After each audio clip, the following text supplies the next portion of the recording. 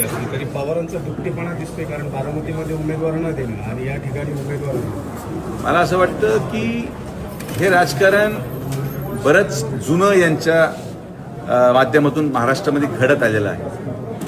आणि हेच माझं म्हणणं आहे की जर महाविकास आघाडी बारामतीसाठी सगळं करू शकते तर ते राहुरीसाठी का नाही.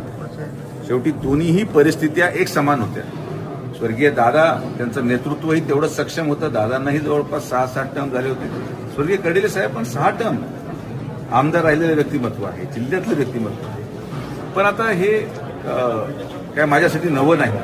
अशा प्रकारचं राजकारण, अशा प्रकारचं षडयंत्र हे आमच्या परिवाराने अनेक वर्ष पत्कारलेलं आहे. आणि माननीय मुख्यमंत्री महोदयांच्या नेतृत्वाखाली आम्ही सक्षम आहोत की जरी महाविकास आघाडीने राज्यस्तरावर 2 वेगळ्या भूमिका घेतल्या असतील तरी आता त्या गोष्टी मागं ठेवून आम्हाला पुढे जाऊन आमच्या उमेदवारासाठी ताकद